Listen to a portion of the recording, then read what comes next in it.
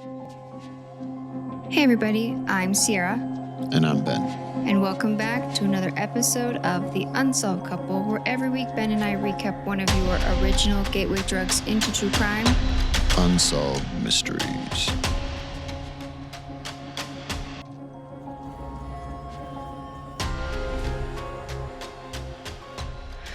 All right.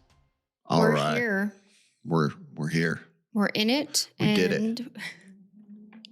We made it. We made it. And once again, if anyone can hear that, because I could hear it on some of our recordings, but it's mad wind outside. I was out early. It's not too bad. I don't know. No, it Maybe it's just comes picking and up goes. this afternoon. Yesterday was nice, though. We went to the park. It wasn't too windy. It was nice weather. But now it is. While everyone else is freezing, we went to the park in T-shirts. We did. Yeah, I know. Maybe it's too soon to talk about that with everywhere else, with the weather that's going on. But if anyone hears slapping in the background real quick, the hairless cat is here in the recording area with us and is obsessed with, like, this is going to just sound it. He likes to be pat. Yeah, I call it meat slaps because that's legitimately, and he gets very demanding towards Ben. But having a hairless cat is... It's an adventure. It's an adventure. You have to bathe them and you have to put sunscreen on them because they can even get sunburnt sitting in the window. He's obsessed with heat. I've had to treat burns on his skin because he tries so much to get to the fireplace, like the hot glass. And he gets very dry in the winter and needs me to put like his little cat oil on him. So, all right. Are you excited about this episode? You should be. I am excited about this episode, but it was a little disappointing. It was a little disappointing. Yeah. Oh dear. I know. I didn't think you would have disappointment in this. There was a lot in that. We got a UFO story. You guys, we have a UFO story, and I love UFO stories. And I was actually really excited because normally I've been cover UFOs because he's our skeptic, and it's kind of fun to get him to be forced to research UFO stories, right? And this one I took because it was in a way similar to the last one. You know, military is involved. You took this one because you did think there was going to be a lot on it. It takes up more than half of the episode. It is. Yeah, it's half the episode. Because with this one and the update they did, that's over half the episode. Yeah. And I'm probably only going to talk for a handful of minutes. There's really like one. Yeah. It quickly spiraled into very disappointing. I'm surprised. I know. Okay. But we're recapping season 4, episode 10 of Unsolved Mysteries. And if you are enjoying The Unsolved Couple and finding yourself deep down the rabbit holes with us, we have a small favor that makes a huge difference. We are a small, independent podcast, no network, no safety net, just us and the mysteries that we get to enjoy with listeners like you. If you haven't yet, please consider following us on social media, liking, sharing, and commenting on our post. Interacting on social media means more than you know. And most importantly, leaving a 5-star rating and review wherever you listen. And I haven't said this for a while, but I still have a handful of stickers. If you do leave a 5-star rating review, or if you text or share our link to an episode with a friend or a family member and you screenshot it or whatever, just find me on social media, send me a DM, and I will drop a little card with some stickers in the mail for you, just as a way to say thank you. Those rating and review help tell the people that like run all the podcast networks, the little AI bots, that this podcast is worth listening to and helps us find new listeners like you guys. Every follow, every share, every kind word keeps this little show alive and growing. We couldn't do it without you. And I truly mean that. Thank you for listening. Thank you for supporting, and thank you for being part of the Unsolved Couple community. And with that, Ben, why don't you get us rocking and rolling? We'll do the UFO story sandwich in the middle of I figured because you True Crime Daddy stories. Did you see? You should be impressed. I saw a headline about some true crime, and I actually read it because it was interesting. They identified a body that had gone missing like 10 years ago. And they finally found his remains and identified it. Yeah. But they only found parts of it. I think it was in Florida. It's always Florida. I could be wrong on where it was. So I'm scant on details because I briefly read it over and then I was like, all right, let's move on. Very quickly, but it's like I did something and then. But then I was like, oh, Sierra would be interested because it was technically an unsolved mystery for a long time, and now it's being solved. They found the remains in 2022, but it took several years for them to finally identify it. In the last couple of months, so I follow like the Jane Doe network and stuff, and that's their whole point, is to try to identify unidentified remains. And so I follow quite a bit of them on social media, and they're usually pretty good when they've cracked a new case, either linked an identity or even solved a crime to post about it.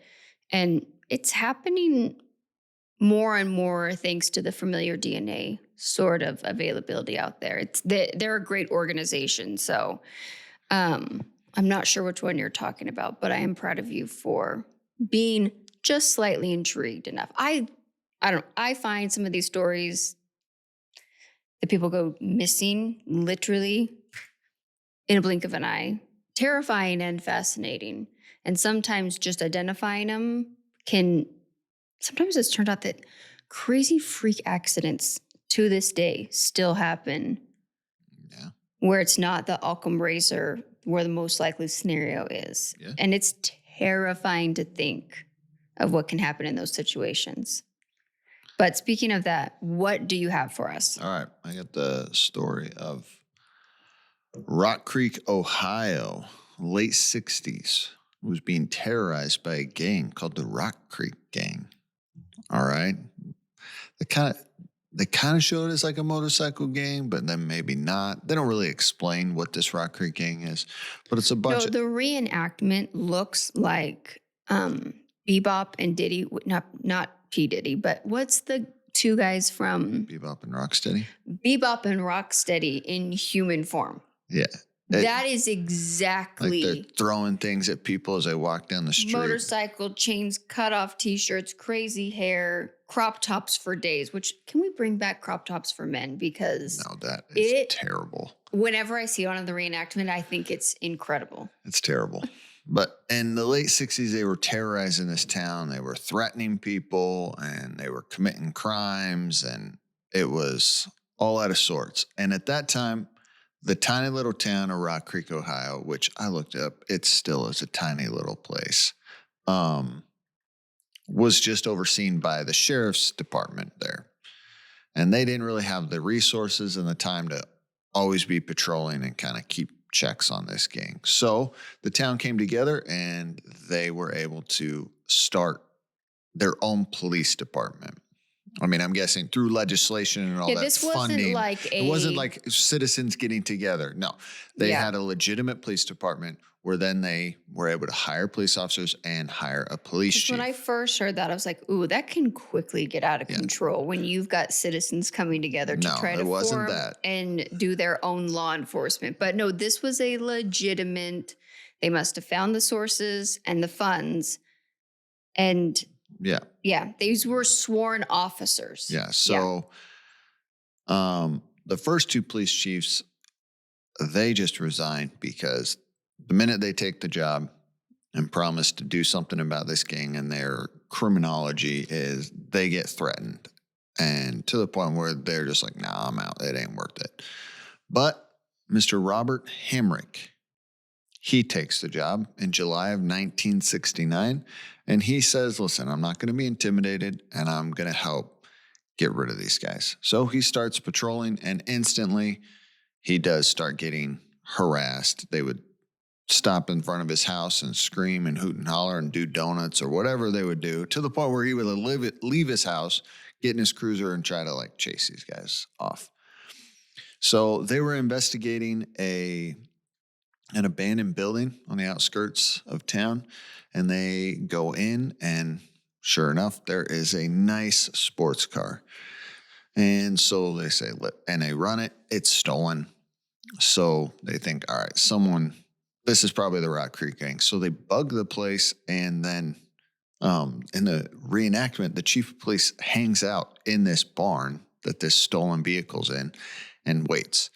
2 guys end up showing up to come grab the vehicle. They surround him and they arrest him.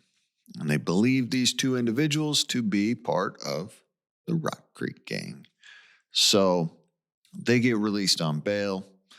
And now threats really start heating up for the chief. There's phone calls to his house and a bunch of threats. His wife is on there. She says that most of the time he took the phone calls, but she did answer one time. And they said, listen, your husband better get out of town or he's going to get seriously hurt. I will say, this is terrifying because this was what year? 1960s? 1969, 1970. That's not that long ago. These people are acting a fool. This is like the Wild Wild West. Yeah. Right? They're just getting away with whatever because the fact that it's a small, underfunded town. At first, it reminded me of the story of Ken McCloy, something like that. Have you heard about this? I just looked up the town it was in. So in Skidmore, Missouri in 1981, there was a man who had been, quote unquote, terrorizing this tiny little town for years. He was a menace to society, right? And they had tried to get him in trouble legally, all of this stuff. Finally, someone, and this is why I said at first this can be dangerous, he was shot dead outside of like town hall in front of 60 people. And no one came and forward. No one saw a thing. No one testified. It was on this anything. weird, ginormous, like everyone got together and was like, we're going to just take care of this on our own because we're not getting help from anyone. And I mean, however, vigilante justice, I'm never, ever going to say is good because it can lead to very terrible things. But I feel bad for this town. I feel bad for this wife supporting her husband, getting phone calls like that, and running every law enforcement person off in town. It makes me wonder deeply who was funding this, where some of this stuff was coming from, and why people higher up in the government, in law enforcement agencies, were not helping. Yeah, I don't know. I mean, I think you could follow a conspiracy or rabbit hole much farther than Unsolved Mysteries. I mean, because we're going to find out this really isn't about the gang, but I have a lot of questions about how this was able to happen for so long. But Continue with your story. All right, so March 10th, 1970, Hamrick, he radios into like the sheriff's dispatch that, hey, I'm in a high speed. I am pursuing a vehicle out of town. Like he's going out of town. So he's notifying the next agencies coming into their jurisdiction. I'm pursuing this vehicle. So they don't hear anything from him. So this one I'm super confused about. I have lots of questions because the sheriff department literally says that's exactly what I'm talking about. They waited an hour and a half and hadn't heard anything and tried to reach him and couldn't. And so then it was several hours later, they send sheriffs looking for him to the last place they thought he might have been. So they heard a high-speed chase was coming through their jurisdiction and no one did anything?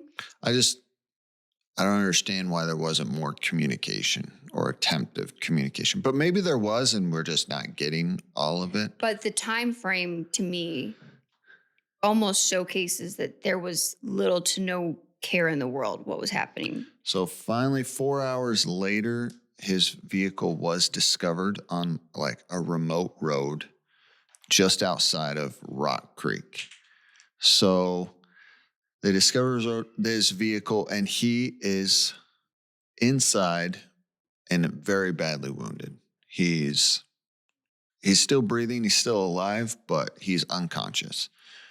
So obviously they rush him to the hospital, but unfortunately, 10 days later, he never regains consciousness and he passes away. So First, his death is ruled an accident, a car accident. But even there was a sheriff that was there. He's interviewed and he says, no, this was no accident. His vehicle was turned off. His headlights were off. His whole body is just beaten. There's blood in the back seat of his car. And his gun and his billy club at that time is gone. But yet he's sitting in his vehicle dead, supposedly from a car accident. So nothing from the scene makes sense.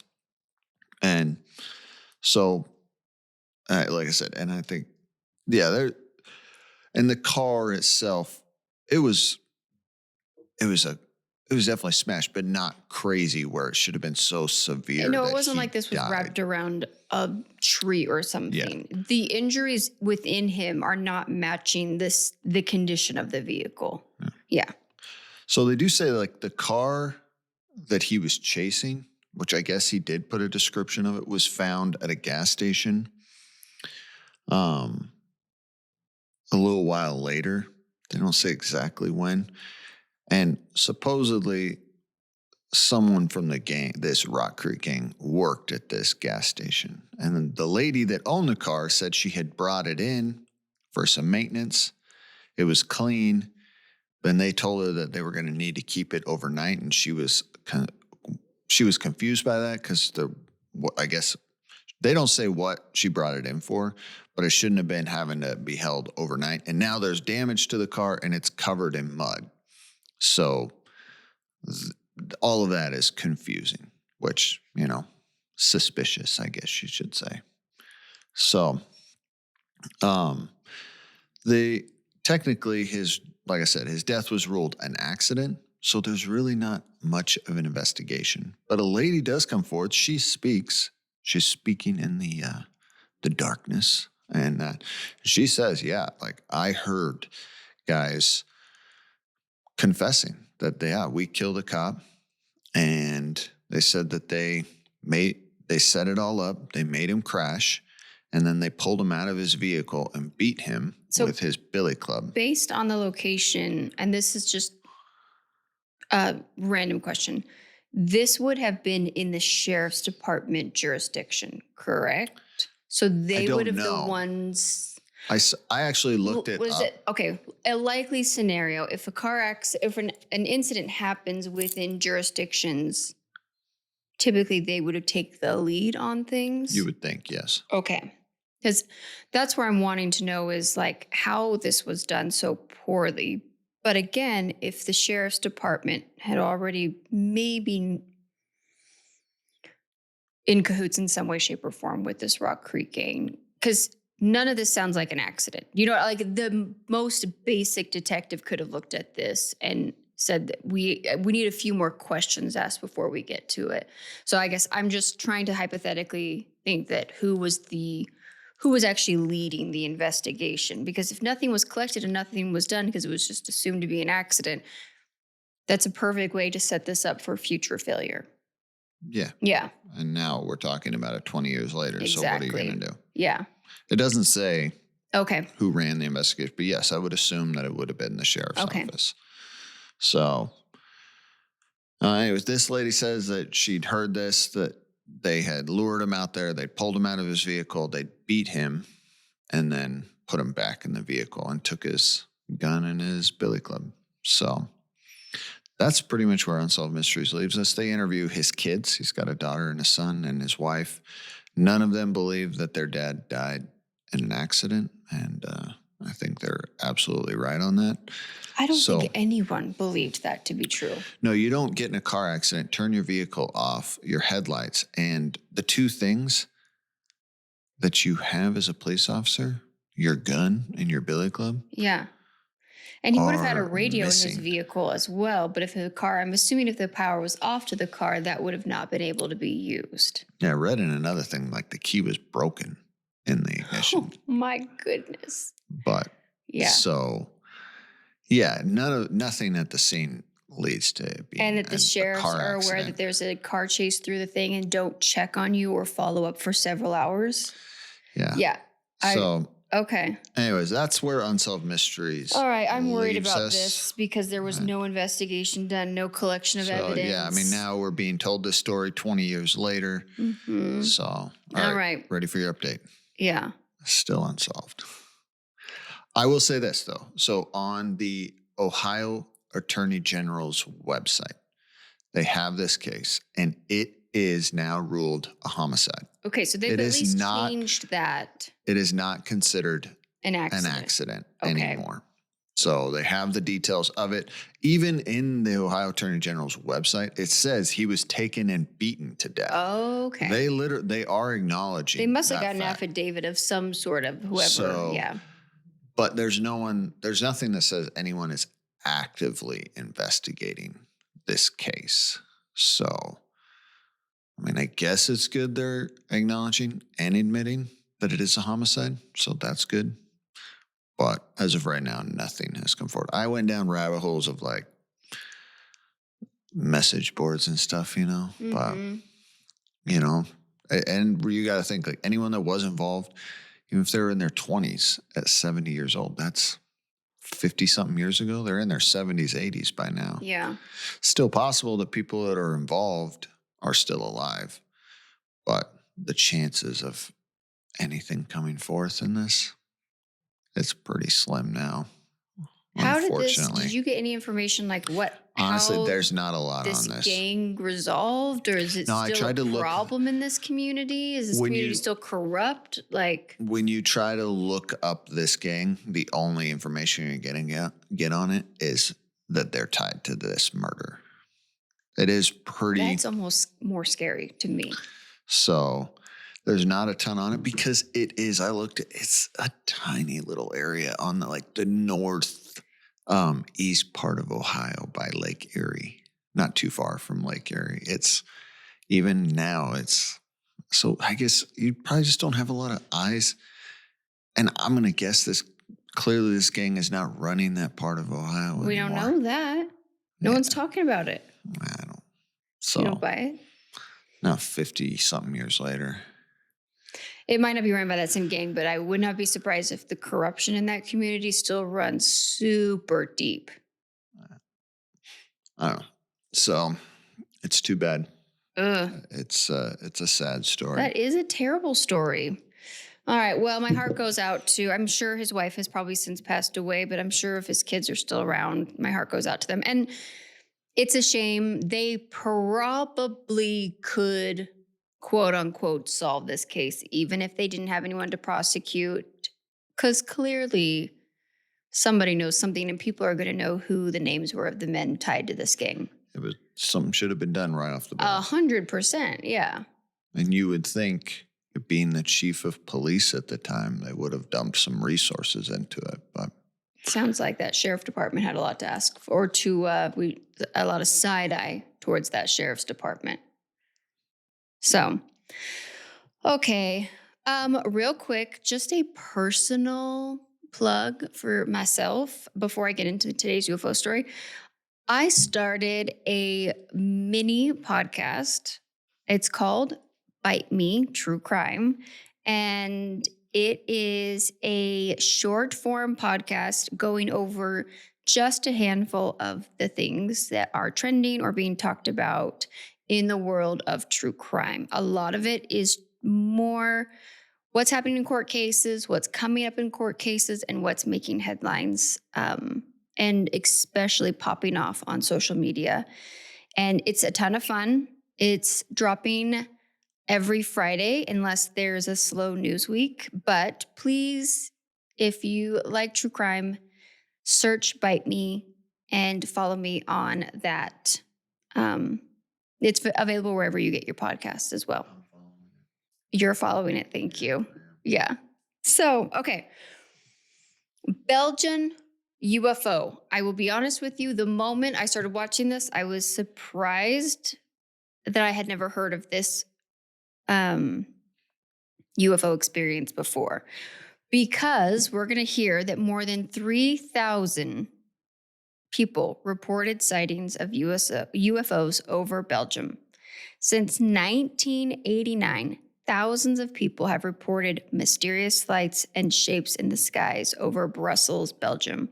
Almost all the witnesses describe the same object. Quote, what we saw was a big triangle object with 3 bright white lights in the corners.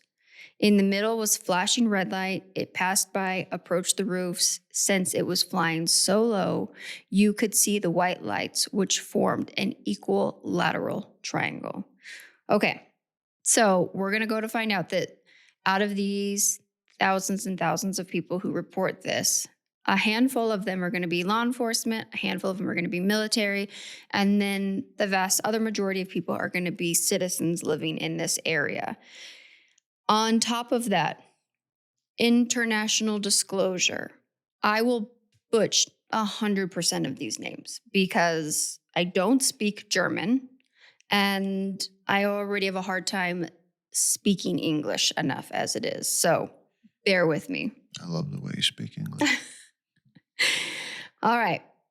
So we get Robert Stacks, and he's actually... Don't you have German history? Isn't that part of where your family's from? My family is originally from parts of Germany, but specifically Prussia, that doesn't exist anymore, which makes trying to figure out your family history really fun because trying to research a nation and a people that no longer, quote unquote, exist on a map anywhere has been fun. But yes, and I took 2 years of German in high school and I still can't speak it. So I don't know what that says about me. Maybe it's not you. Maybe it's the classes. Maybe it is. Okay, so high-ranking members of the Belgian military, no joke, July 11th, 1991, sit down and brief the media on a UFO that what do they call those guys up in the sky? Flight fighters that What? are in jets. I'm talking about like the guys in the jets in the military. Fighter pilots? Fighter pilots. Thank you. That's what I was looking for. Had tried to chase down and were tracking on their radar screens, despite the fact that most UFO stories seem to be denied or covered up by the government. Many military officials and police officers claim to have seen strange objects in the sky and cooperated in making this episode of Unsolved Mysteries. Like Robert Stack comes up and gives us this full information at the very top of the episode. The mystery, and that a lot of this footage you're going to be seeing in this episode has never been seen by the human eye before outside of lock and key in the official capacities. It's top hook, line, secret. sinker, I'm in. And Sierra, I'm here. Sierra's already bought it. She wants the little go. green men to come out. I do. Where are they? How have I not heard of this? Because to me, from everything I'm looking at and I'm seeing on this episode, this seems to be documented and official. We've got military, we've got police. How is this not the number one thing talked about when it comes? Why are there not festivals about this? Exactly. Are we going to find out? We'll talk about it. All right. I did zero research on this. The mystery of the Belgian UFO begins on November 29th, 1989, just outside the small town of Europe near the German border. Germains, which are federal police officers, Henrik Nicole and Uber von Montague were on a route patrol when they saw a field near the road that was lit up like a football field. When they pulled over to the side of the road, they saw a huge triangular platform and large headlights with an orange pulsating light. They immediately called the dispatch, but the dispatcher did not believe them at first. Cruz noted the unusual object in his log, but remained skeptical. The 2 other officers followed the object along the road towards Eupen. I will say that was one thing I was like, so you were just able to follow this thing That's around. what you took from this? Not that 2 police officers phoned in and was like, hey, Something weird is happening. No, I will save my opinions towards the end because I think you actually might be surprised. But that part of the story is like, are we able to just follow this thing? That's weird. I'm just saying it was weird. Okay. That's it. That's all I'm saying. It was All weird. right. Maybe it was just like taking in the sights. It was exploring these little cute tiny towns over in Germany. I'd like to hover above these towns and take in the sights too. All right. Let's go. No, I think it's funny that that's what you took away from it. That was the least of my things I put together. I was like, oh my gosh, we have 2 sworn officers who likely take their job very serious. And we have 2 people. And that they reported it into dispatch and it was noted and logged in. I was like, okay, that's got to stand for something. I agree. Okay.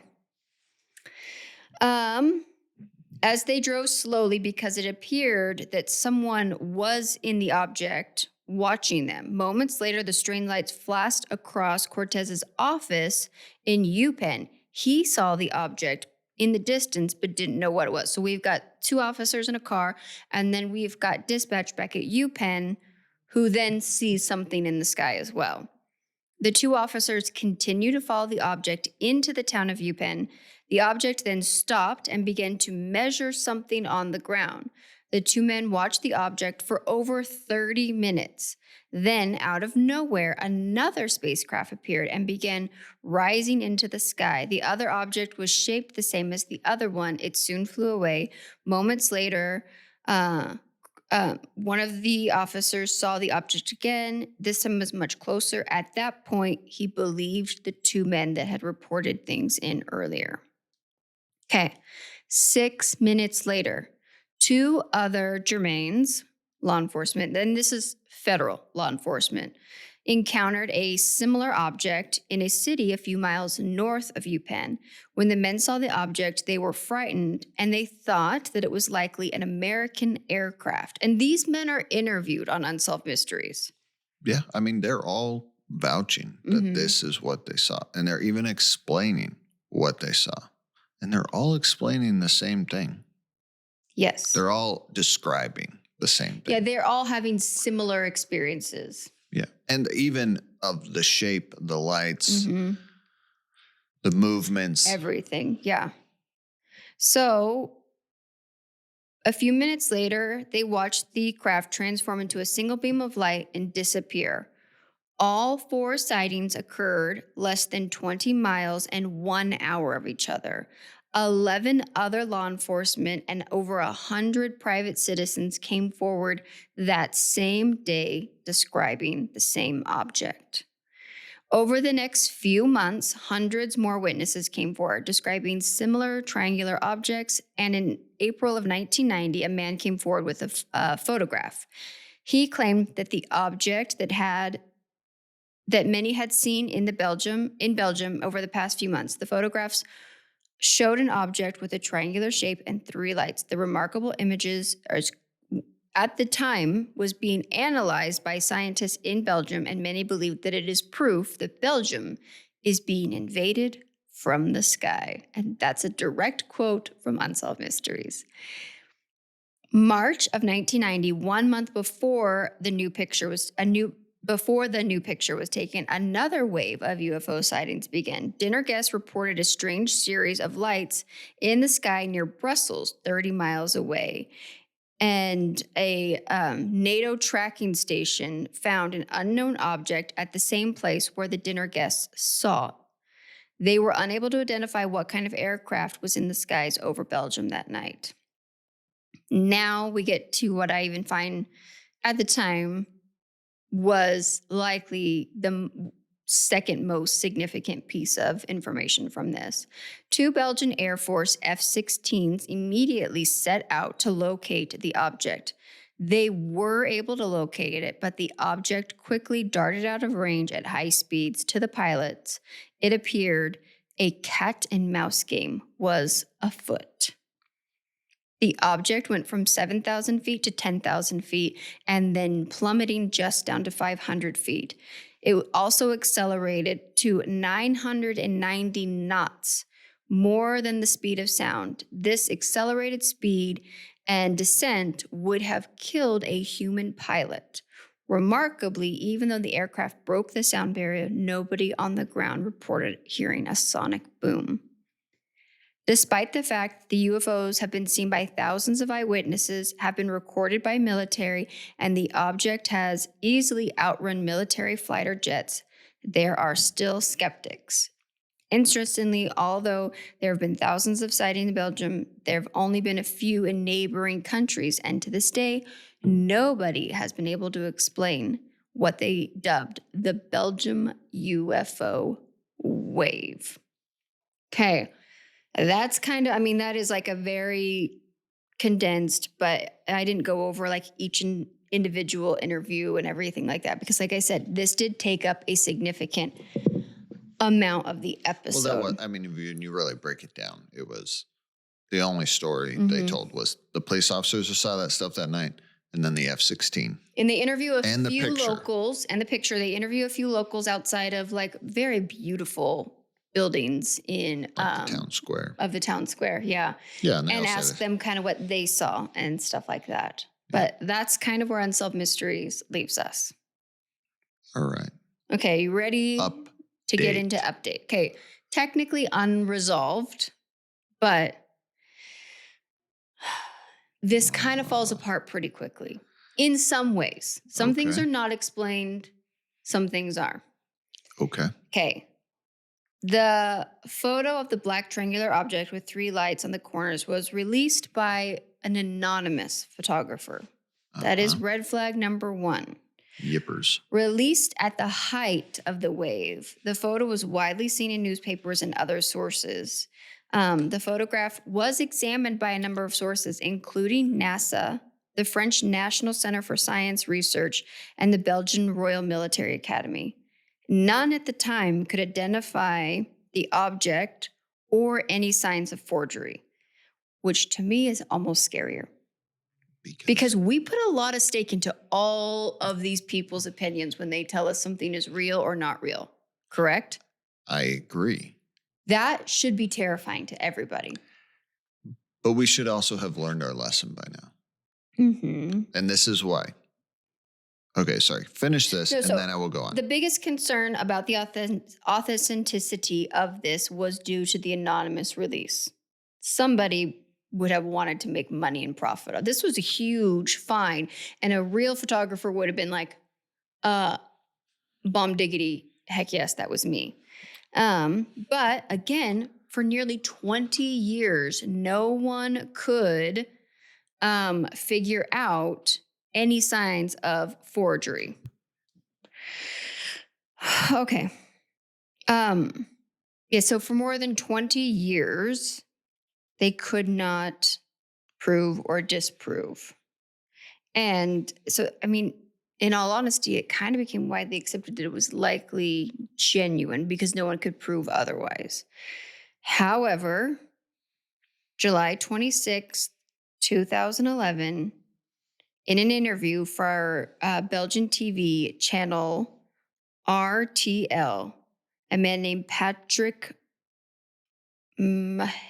Machella? Just Patrick. A man named Patrick. A man named Patrick explained that the photo was a hoax. He had constructed it to fool one of his workmates. He demonstrated how he created the UFO hoax by cutting a piece of styrofoam into a triangle, painting it black, embedding flashlights into each corner, and hanging it from a string. No, but, okay. This is what I was talking about. Okay. Right? This guy does this. It's funny. Yeah. And if you ever... Remember the crop circles, the guys at the that's bar, where I was the going. pub, getting a little tipsy. That is being exactly like, where I was going. going. Let's play a joke, yeah. Well, what I'm saying is, this guy does this. Anyone that's worked with a bunch of guys, like, this is just what we do. Yeah. We play jokes with each other. And in some stupidest ways. But it was the same with the crop circles. Mm-hmm. You had scientists, you had guys from literally from Cambridge Harvard, Doctorate degrees. doctor's degrees. And they literally said, you had universities studying how those crop circles were done.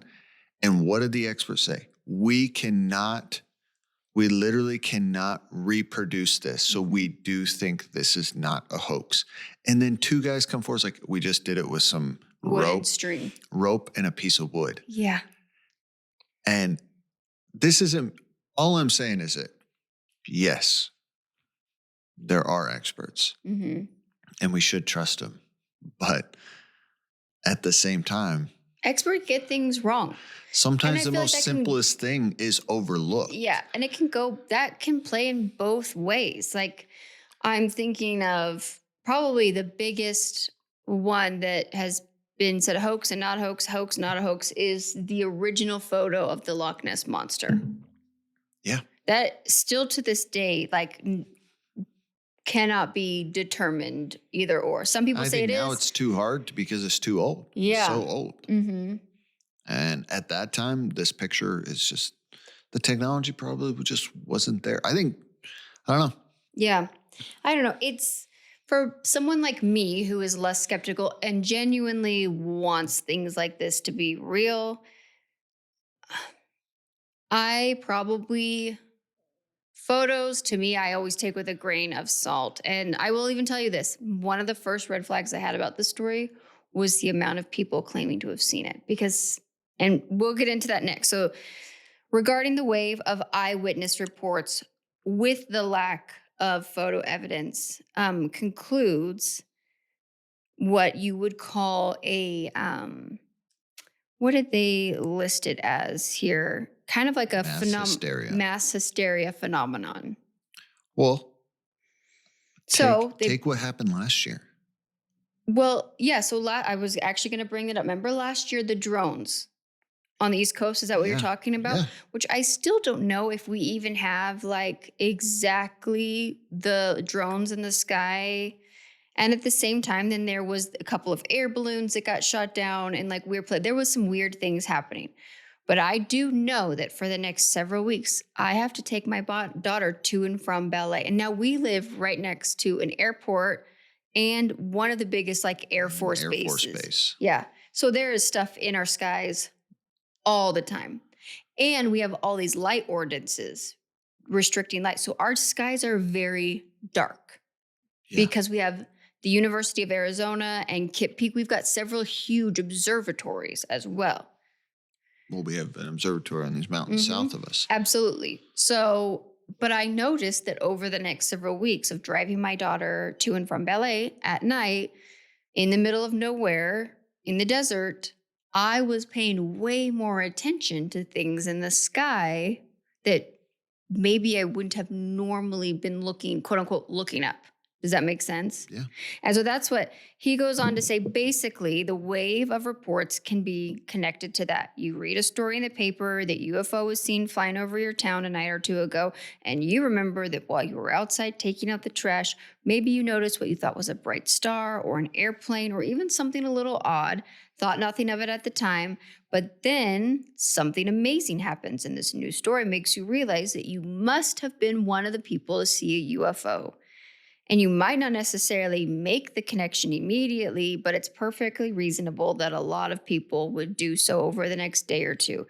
So they follow instructions in the newspaper article to send a report to SOPSIS, which at the time was like the main person leading. It was like a group of very highly educated people that believe in alien life and were working to sort of collect evidence.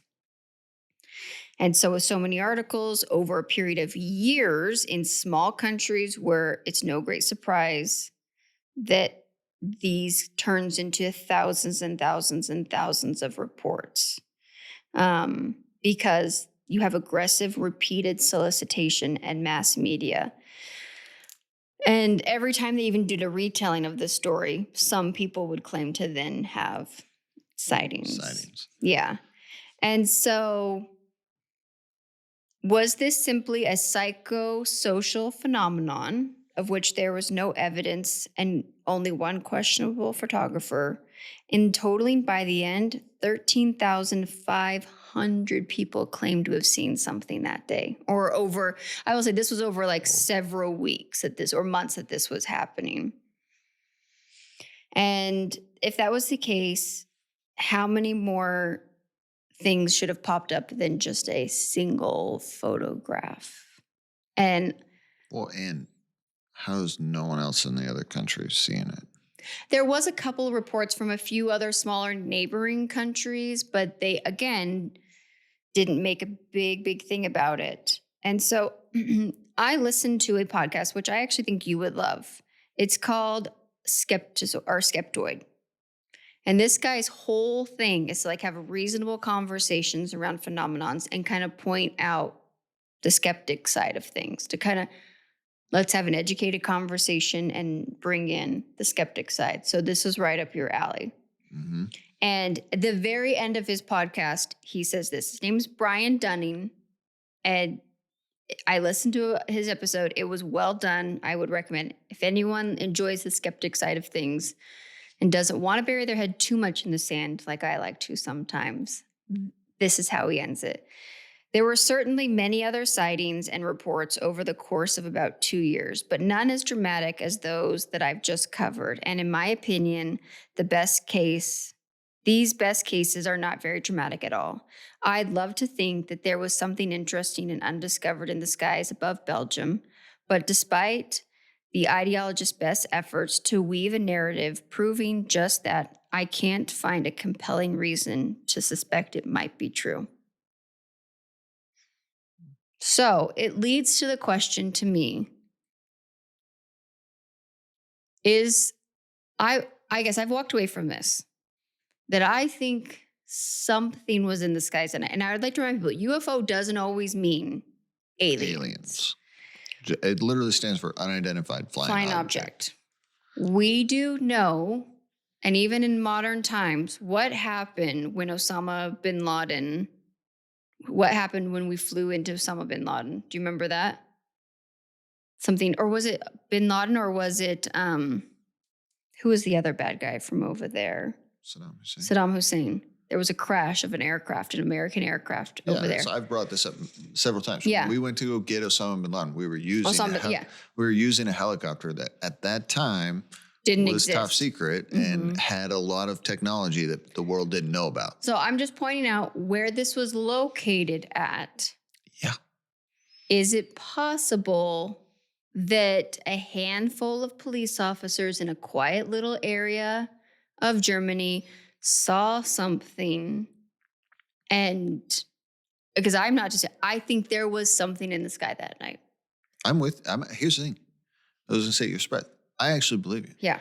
I believe there was something. You had these guys that literally followed an object, just got out of their car, watched it, and there's two guys looking at the same thing. Yeah. And multiple people saw something that night. It's not just one person. Mm-hmm. Yes, you don't have a photo, but not everyone had their cameras. At the end of the in day, their I phones, thought, I was like, okay, this is actually pretty credible that something was there. I'm not jumping to aliens. I think there was 4 different police officers and the dispatch guy interviewed, all claiming to have seen the same thing, the same time frame, and about the same distance. I believe that they saw something. I would love to think that it was an alien spacecraft.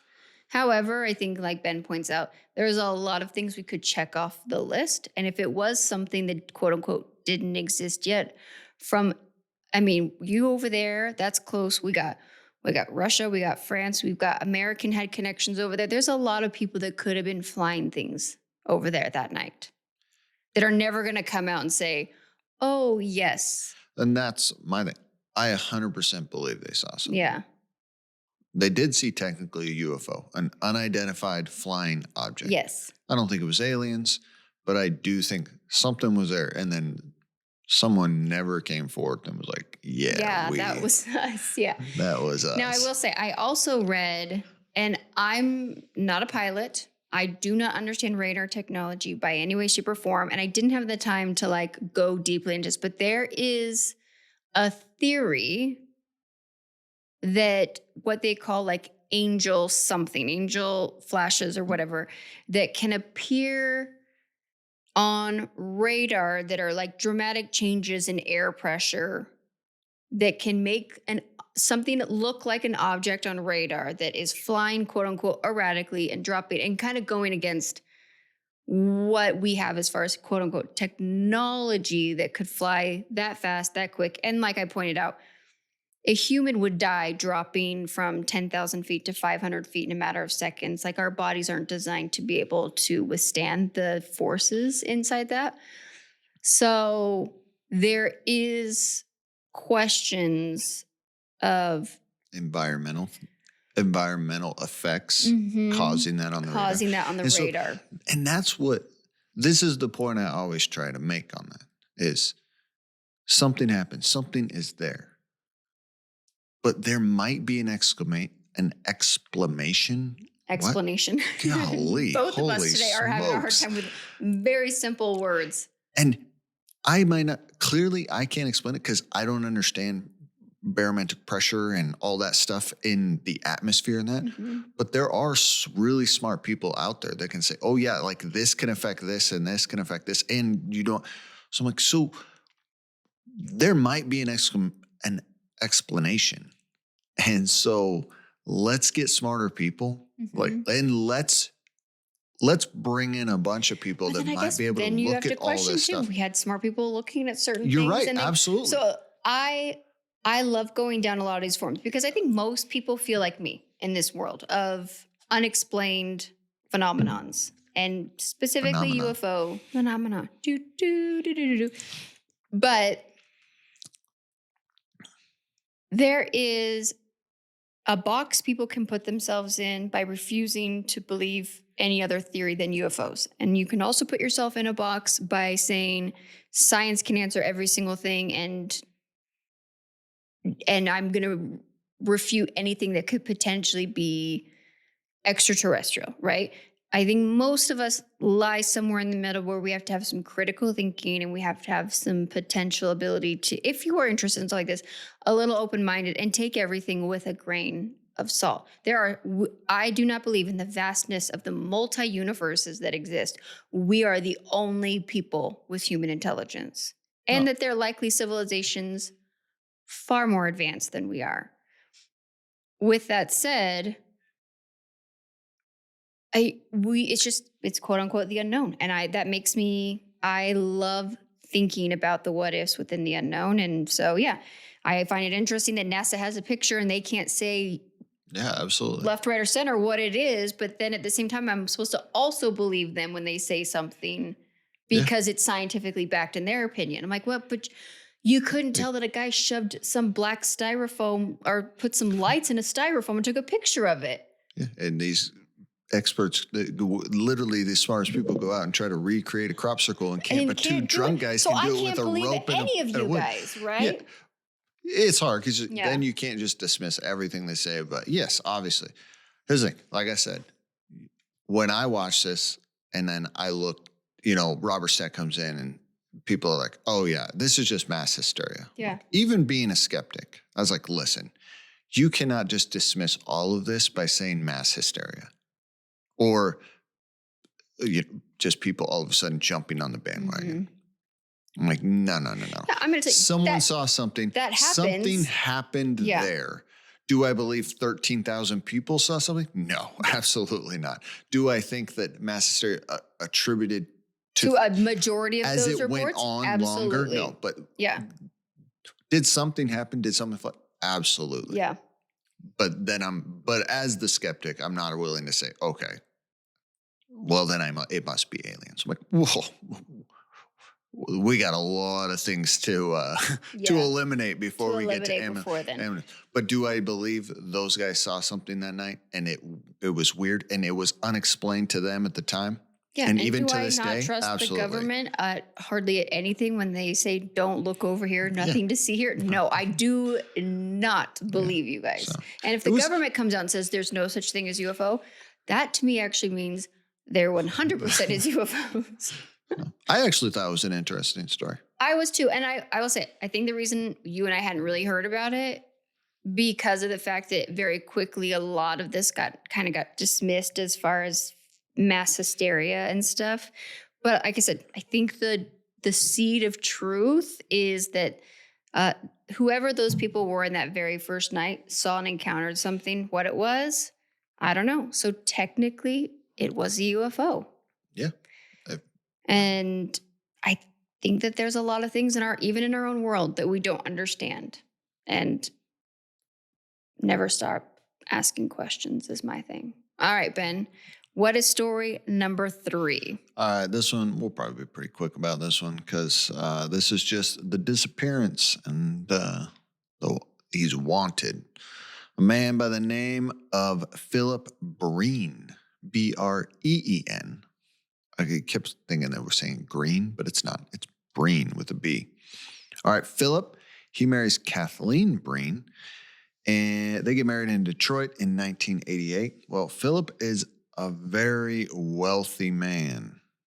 They're living the good life. And she was a successful businesswoman, they say. And they are just A living. business cat, I like to say. Cat. Yeah. Okay. It was a business cat. All right. I do love that we hear about these people from time to time. Successful business person, businesswoman, business cat. But no one ever says what they actually do.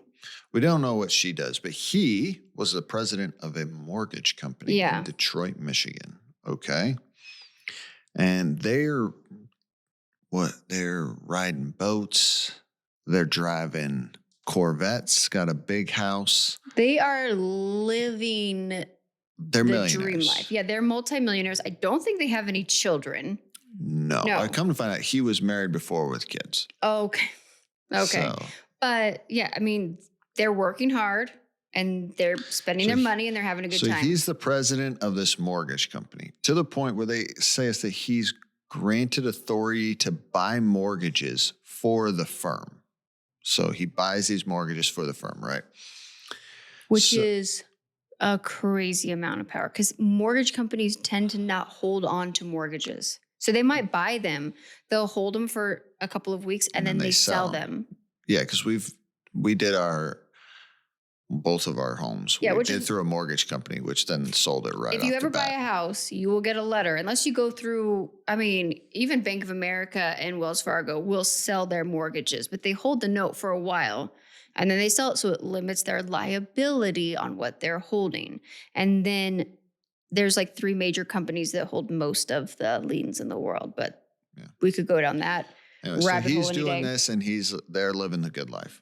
In 1989, Philip bought the Orlando Juice baseball team. And this was a league, clearly it didn't stick around, for like washed up retired baseball players.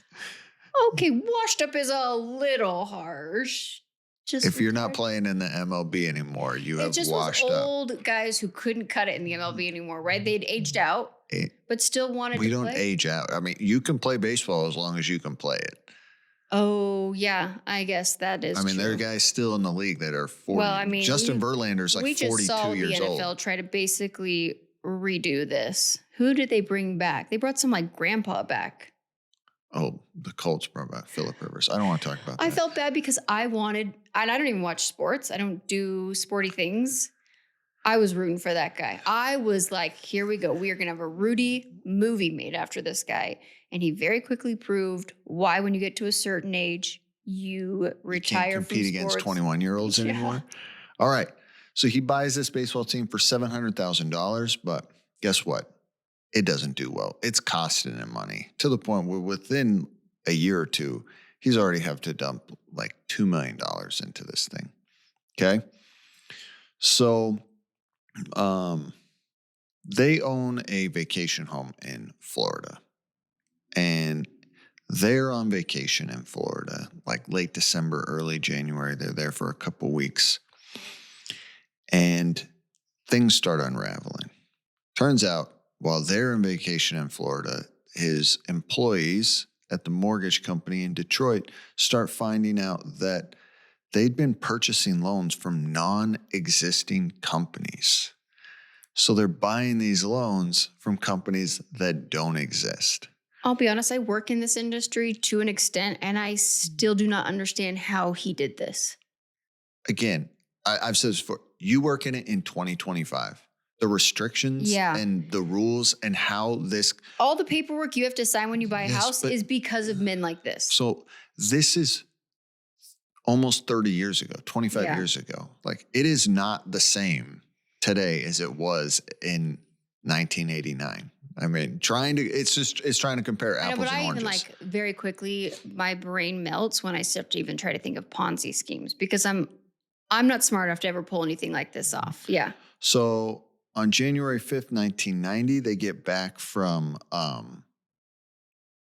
vacation. They get back to Detroit, and they show him like walking in the house, and the phone is ringing, and she answers like, "Hello." She turns to Philip and says, "It's the office." So he goes into his office at his house, and he's like, "I'll take it in here." She says she goes in a little while later, like take him his briefcase, and the room is just in disarray. There's papers everywhere. Like it just looks like chaos. And he looks stressed to the max. He's going all over. So this must have been the weekend, because January 8th, 1990, he's now told Kathleen, "Don't worry, I'm going to get this all squared away. I don't know how this happened. I don't know what's going on, but I'm going to sort this out because I'm an honest man." So he leaves for work, promises her everything's going to be fine, no worries, and leaves. Well, guess what? He never shows back He up. leaves. Yeah, he leaves. He is gone. He gone. Yeah. He never returns, not answering his phone calls, just eeps right out. Yeah, he's out. With his wife, from his wife. So the FBI comes in and they start investigating. Turns out that Philip had created 99 fictitious loans and had embezzled over $10 million in less than 2 years. Every time we go over one of these, first off, greed is no joke. It must be. How does someone, because adjusted for inflation, we're probably looking at close to $30 million in 2 years. How could you spend that amount of money in that amount of time? Well, you bought a baseball team for almost $1 million. Then you kept dumping money in that. Plus, they said he didn't just own one boat. They said boats, plural. Boats, cars, all kinds of things. So red flag number one, if you have a friend that's doing very well and they own multiple boats, assume they're lying. Let's not assume the worst of everyone, even your friends. Okay. Who needs multiple boats? I don't know. I'm just saying. It's a lot of money. It is a lot of money. And that I feel very, very bad for his wife because I actually think that this was really unfair what happens next. So but the company is crapping their pants at this point. Yeah. FBI comes in, finds out this guy's stolen $10 million. He's embezzled all of this. So come to find out, Philip, guess what? He was a convicted felon. He'd been convicted in Florida for fraud and embezzlement 12 years prior. So not anything new. So Kathleen talks to her lawyer. He's like, "Hey, you should probably get a divorce like ASAP." Well, too late. The federal government has already said, you guys were married. You don't get any of this stuff. You don't get to try to keep half of your assets. Whoa. If everyone just heard that, I just dropped my computer. What I don't understand is she financially contributed to the family as well. I don't know. That's lawyer jargon, I am sure. But I hate that she got left holding the bag. I think that's very unfair. But again, assets are intertwined. Well, we're going to get into it. Okay, because at least from what I watch on Unsolved Mysteries, she claims to be completely oblivious to all of this. And mind you, they've only been married a couple of years. They got married supposedly in 1988. This is the beginning of 1990. Oh, okay. So, yeah. So the federal government says nope, and they seize the house, the boats, plural, the vacation home in Florida.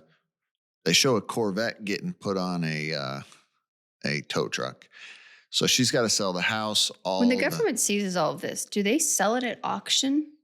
Is there an auction somewhere of luxury items that drug dealers and different things have like bought in and we can get access to them? I don't know. Because what is the government doing? They're the ones that the FBI took all this stuff. What do they do with it? Oh, yeah. A lot of times, like those houses get turned into like safe houses, and like government, they use those for different things. Okay. So, anyways, all of that stuff gets taken or forced to sell at all. Anyways, so, all right. That's pretty much where Unsolved Mysteries leaves us. So they're looking for this guy because they've got some major charges that they're going to bring on to. Yeah, we take white-collar crimes here in America very seriously. Yeah, so Philip Breen is wanted for all this stuff. We get, he's 43, like 5'9", 5'10". They get shown his picture. They're looking for him. Okay. All right. Update. Never found. Wild, you guys. Never found. Never He was found. living in Florida. You think he got on the first boat out of there? I don't know. I think there's a lot of theories. He wasn't living in Florida. I wasn't living in Florida, Detroit. but he had connections in Florida. He was in Detroit. He's close to Canada. Maybe he jumped the border. I don't know. They said that supposedly. Do you think he had ties to the mob?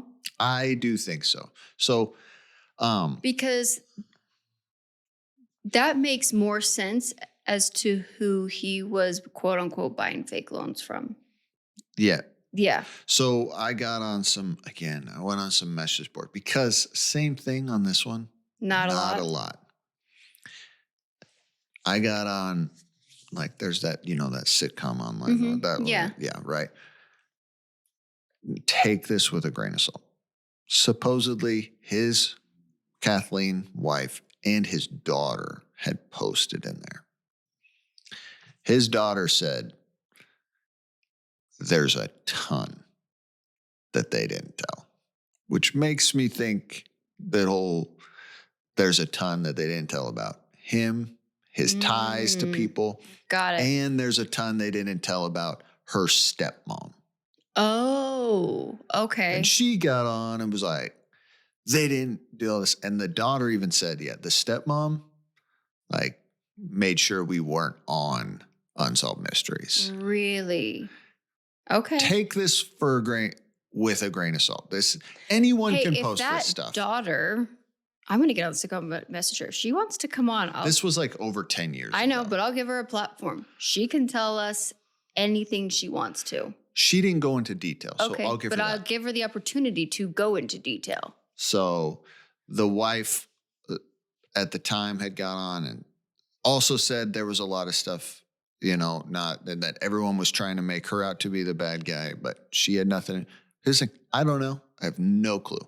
But there was rumor that he did, again, all rumor, no way of proving, that he might have had some business dealings with some pretty shady people, which makes me think it's the 80s, it's Detroit. Up there, yeah. Very possible some criminal organizations, some mob, but there's no way of knowing. And so that's it. That's really the only update. I mean, he wasn't found in a hotel room in Vegas somewhere. We've heard a few of the people. It makes me wonder if he had connections to the mob. They either I guess the mob doesn't typically, and I know nothing really other than just some very few stories that we've talked about and some light reading I've done. They usually don't do people, quote unquote, a lot of favors unless he had some higher up connections and maybe they got him out. More than likely, pirate law, dead men tell no tales, is usually what happens once. When they really like it, when they're never found. That's what I mean. If you're gone, if you're dead, then you can never. And they want to make sure that found. No one ever finds you.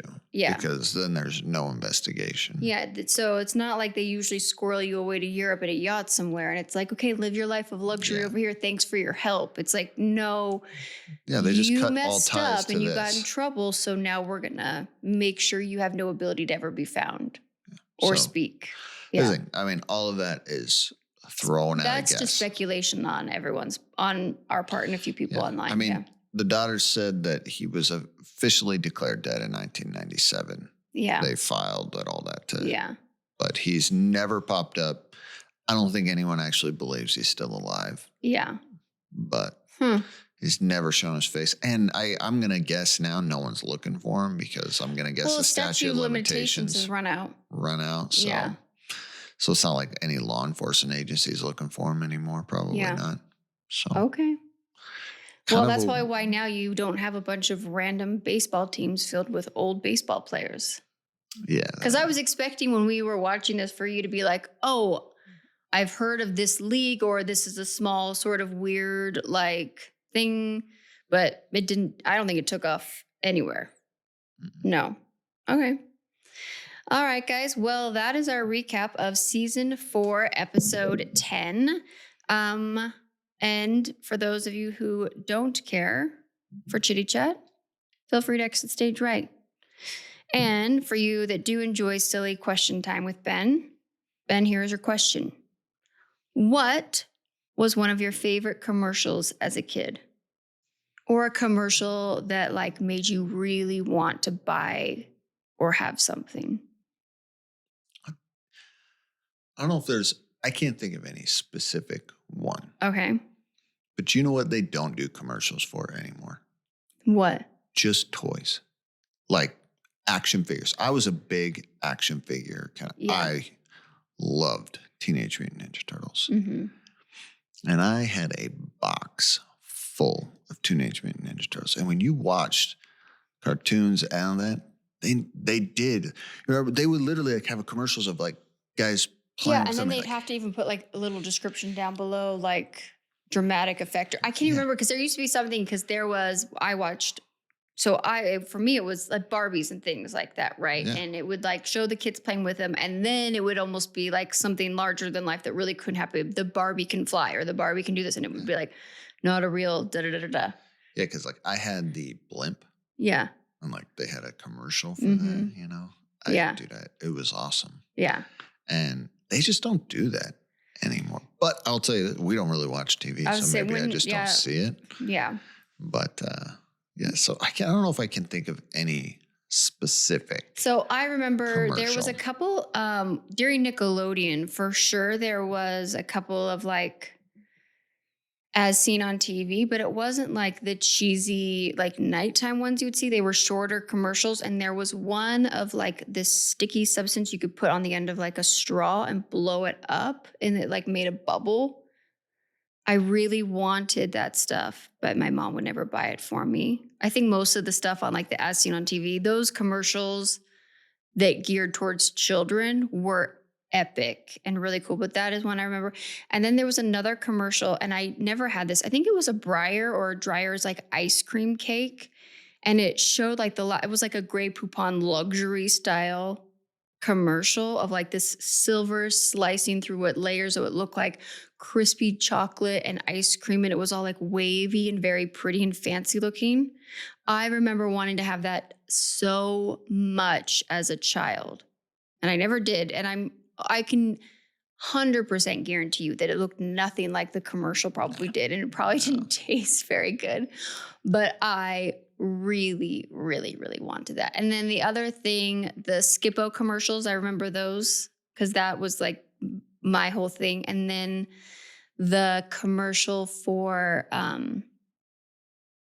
I just lost it. Skippo commercial. Oh, the flying, I can't remember, like pixies, like, and you like pushed a button and they had like these 2 wings like folded down, and you could push them, and then when you pushed it, it was like a rocket, like it flew up in their arms, and then it like came floating down.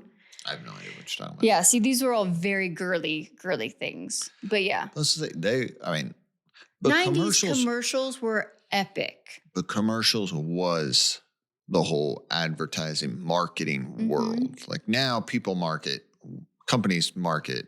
They don't market with commercials anymore. No, and they've got to get your attention within like 0.2 seconds or you go to the next thing. Back then, we didn't have a choice as a kid. So commercials told like almost a whole storyline in their 30 seconds. Yeah. Yeah. It was big. Yeah. And then, of course, I remember the Bud Light frogs. Yeah, the Bud Light frogs were great. Mm-hmm. And the What's Up. Favorite commercial, but I was more of an adult. Uh-huh. Hands down. If you tell me that it's going to be the girls eating cheeseburger from Carl's Jr. on the...